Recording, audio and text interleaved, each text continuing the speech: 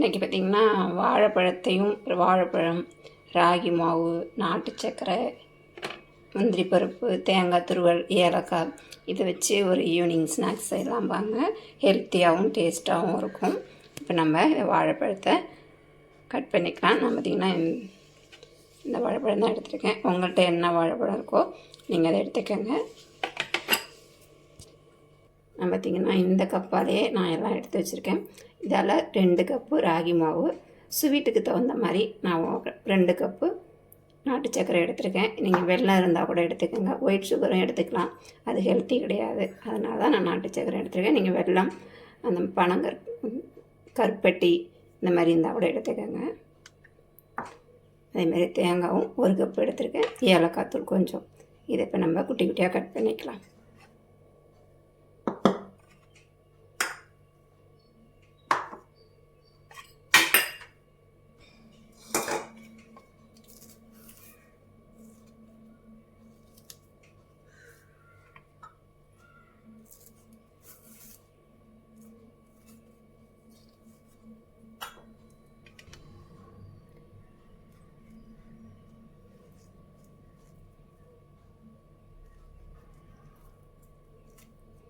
வாழைப்பழத்தை மெல்லிசாக கட் பண்ணிக்கலாம்.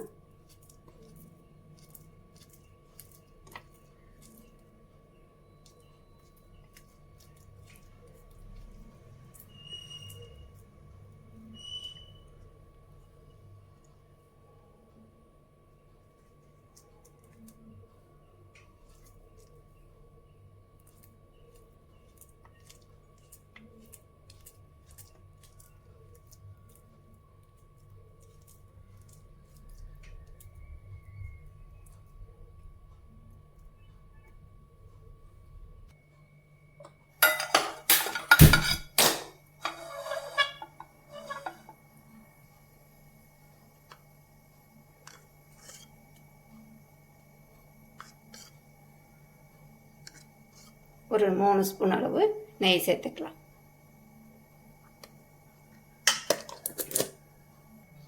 நெய் காய்ஞ்சிருச்சு. நம்ம கட் பண்ணி வச்சுருக்க வாழைப்பழத்தை இது கூட சேர்த்துக்கலாம்.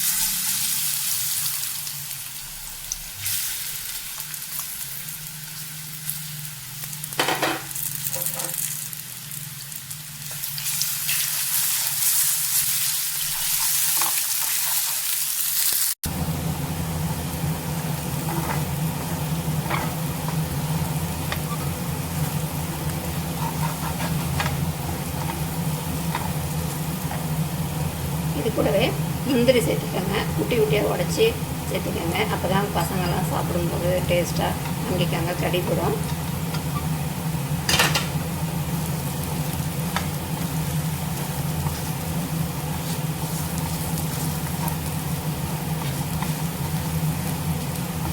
இதுக்கு நல்லா பழுத்த பழமாக எடுத்துக்கிட்டிங்கன்னா டேஸ்ட்டு நல்லாயிருக்கும். என்கிட்ட கொஞ்சம் காயாக தான் இருந்துச்சு. சரி பரவாயில்ல, குழந்தைங்களுக்கு செஞ்சு கொடுக்கலாமேன்ட்டு நான் செஞ்சுருக்கேன். உங்கள்கிட்ட நல்லா பழுத்த பழமாக இருந்தீங்கன்னா இது இந்த மாதிரி கலரும் போது நல்லா வந்துடும். இதே வாசனை நல்லா இருக்குங்க, நெய்யோட வாசனை எல்லாம்.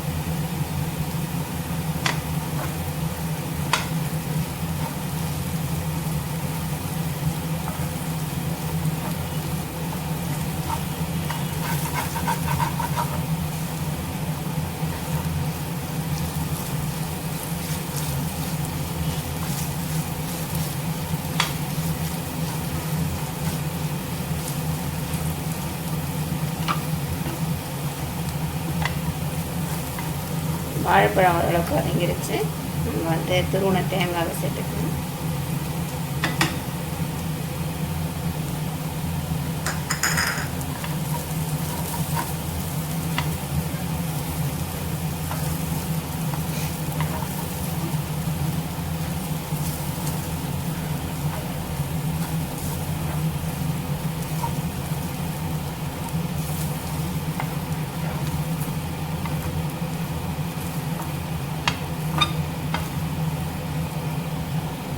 இப்போ பார்த்திங்கன்னா தேங்காய், முந்திரி, வாழைப்பழம் இதெல்லாமே நல்லா வதங்கிடுச்சு. தேங்காயும் நல்லா கலர் மாறிடுச்சு பாருங்கள். இப்போ நம்ம எடுத்த கப்பாலேயே 2 கப்பு தண்ணி சேர்த்துக்கலாம்.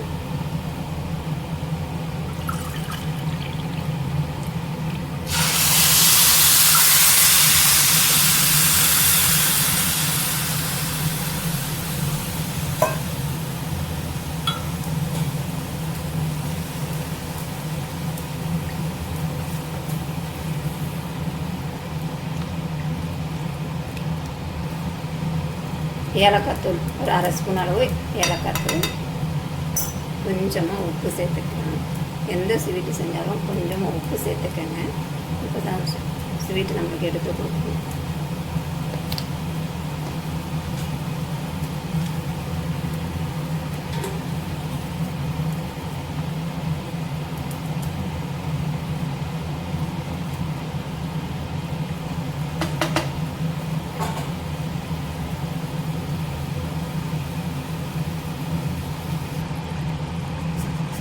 இதில் நாட்டு சர்க்கரை சேர்த்துக்கலாம்.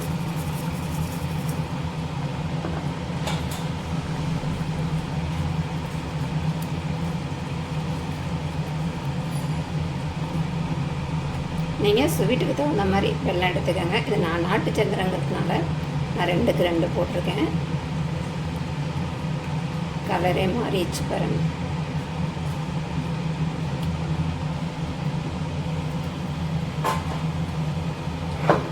அடுத்தது நம்ம எடுத்து வச்சுருக்க ராகி மாவையும் சேர்த்துக்கலாம்.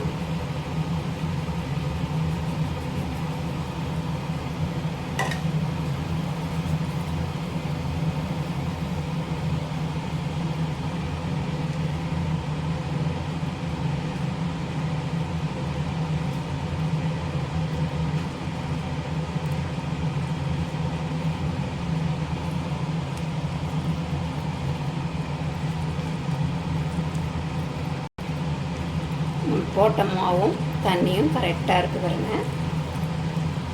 இதை நம்ம திருப்பி இட்லி பானையில் வச்சு வேக வைக்க தான் போகிறோம். அடுப்பை ஸ்லோவில் வச்சு நல்லா கிண்டிக்கலாம்.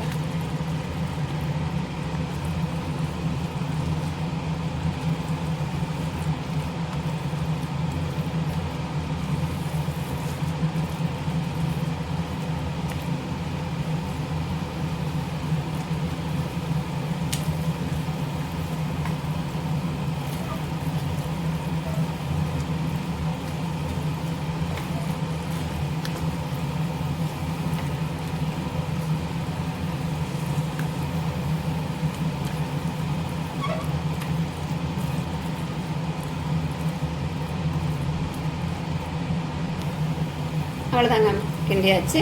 இதை பார்த்திங்கன்னா இன்னொரு பாத்திரத்தில் நல்லா ஆற விட்டு, இன்னொரு பாத்திரத்தில் மாற்றி ஆற விட்டு நம்ம உருண்டை பிடிச்சி வேக வைக்கலாம். இது ஆறுறதுக்குள்ளே நம்ம வாழை இலை கட் பண்ணிட்டு இருந்தோம். கரெக்டான பதம் வந்துருச்சு. இதை நல்லா ஆற விட்டு நம்ம கையால் பிசைஞ்சு எடுத்துக்கலாம். இதுவே டேஸ்ட்டாக இருக்குங்க. இது அப்படியே சாப்பிட்லாம் போல், செம்ம டேஸ்ட்டாக இருக்குது.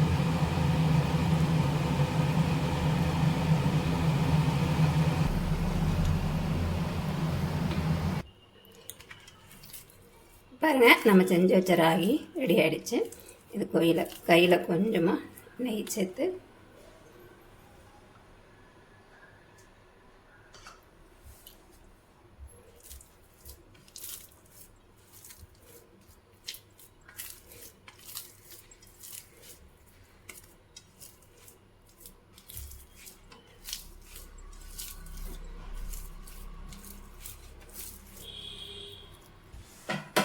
இந்த மாதிரி வாழை இலை எடுத்துக்கோங்க.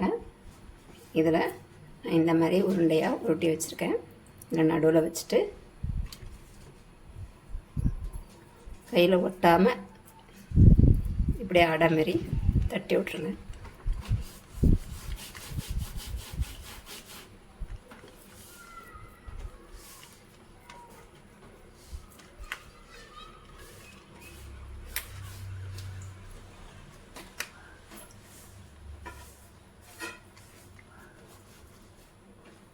நீங்கள் குட்டியாகவும் செஞ்சுக்கலாம், பெருசாகவும் செஞ்சுக்கலாம். நான் பார்த்திங்கன்னா மீடியமான சைஸில் செஞ்சுருக்கேன். இந்த வாழை இலையை இப்படி ரோல் பண்ணி விட்ருங்க. இந்த வாழை இலையோட வேகும்போது டேஸ்ட்டு நல்லாயிருக்கும்.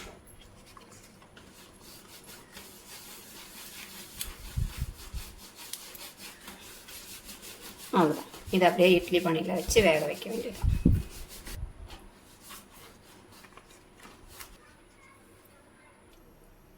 எல்லாத்தையும் இந்த மாதிரி செஞ்சு முடிச்சாச்சுங்க. இப்போ நம்ம இட்லி பானையில் வச்சு வேக வச்சுக்கலாம். இட்லி பானையில் கீழே தண்ணி கொதிக்க வச்சுருக்கேன்.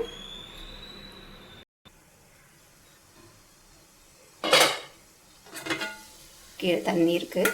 மேலே தட்டு வச்சு இப்போ நம்ம ரெடி பண்ணினதை இது மேலே வச்சுக்கலாம்.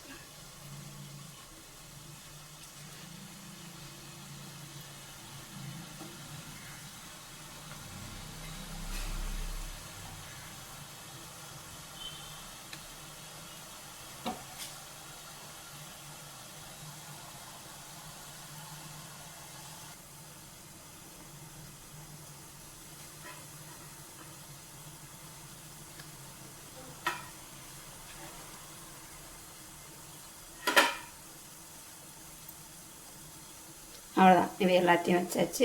இதை மூடி போட்டு ஒரு 10 நிமிஷம் நல்லா வேக வச்சுக்கலாம். ஏன்னா நம்மளுக்கு ஏற்கனவே மாவு வெந்த மாவு தான்.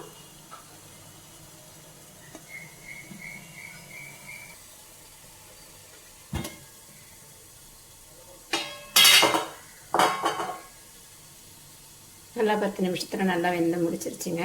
இதை நல்லா ஆற விட்டு நம்ம எடுத்துக்கலாம். இப்போ எடுத்தோம்னா நல்லா சுடும்.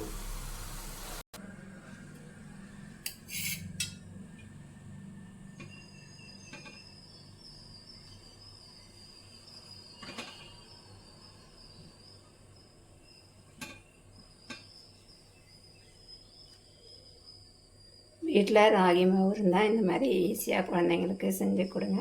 நல்லா ஹெல்த்தியாகவும் இருக்கும். இது வந்து வாழை இலையோட சாப்பிடும். வாழை இலையில் வச்சு செஞ்சு சாப்பிடும்போது டேஸ்ட்டு வாசனையும் நல்லாயிருக்கும், டேஸ்ட்டும் நல்லாயிருக்கும்.